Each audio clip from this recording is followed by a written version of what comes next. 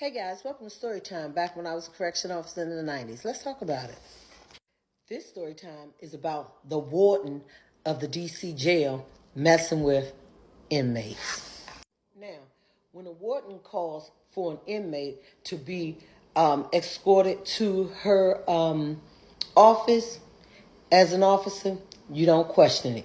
You get that inmate to that warden ASAP. So when you escort the inmate to the warden's office, you leave them there, and then the warden will tell you, okay, I'll call down to the housing unit when it's time for the inmate to leave. Now, like I said before, you're not questioning that warden because that's the warden of the institution, and you got to work there. So you don't question anything. You just do as you're told. Now, like I said, the inmate in there for maybe a couple of hours or maybe even longer. Sometimes they stay the warden's whole shift, because she would say like the inmate was like her personal assistant. But we all knew better. So once the inmate's been up in the warden's office practically the entire shift, and she calls down for an officer, or maybe sometimes she'll even escort the inmate back to the housing unit. And like I said before, you don't question it, you just go with the flow. When the inmate comes back, he may come back and have like cigarettes or candy, snacks, and stuff like that. Things that he didn't have when you, as an officer, escorted him to that warden's office. Like I said, inmates gonna tell it. Now, they may not tell the officer, but they're gonna tell another inmate. Believe that. And when they go to tell another inmate, if an inmate ain't getting nothing out of it, and they see that this other inmate is getting all of these special treatments, they're gonna tell.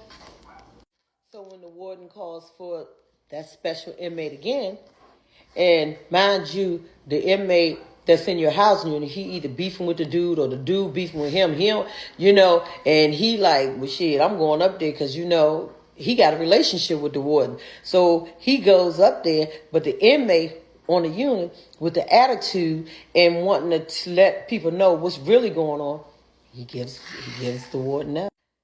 Now, the inmate comes and the inmate say, Officer whoop-de-whoop, you know why he keep going up there? You know he messing with the warden. Yeah, that's why she call him down. That's why she always having one of y'all to escort him back upstairs to her office. And if you notice, he stays for hours and hours. And when he come back, he always got a bag of goodies. Or he got a bag of, or he got packs and packs of cigarettes. Mm-hmm. As an officer, you can't believe everything an inmate says, so you take it with a grain of salt. So you listen. You then all of a sudden you start hearing rumors about the warden and a certain inmate. Like I said before, some shit you see and you don't see. Some things you hear, but you don't hear. Because see, at the end of the day, we still need our jobs. So you ain't going to challenge the warden. You just ain't going to do it. And once the wardens get word that an inmate on the housing unit is running his mouth, the warden immediately have that inmate removed from that housing unit.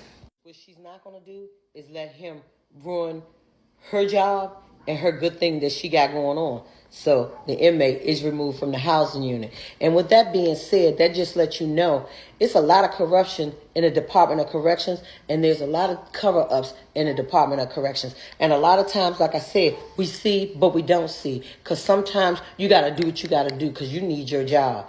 So, yeah, it happens. Not only with officers and the inmates, it happens with the warden, sergeants, lieutenants, captains, majors, and we'll get a little further into that too. Stay tuned for the next story time.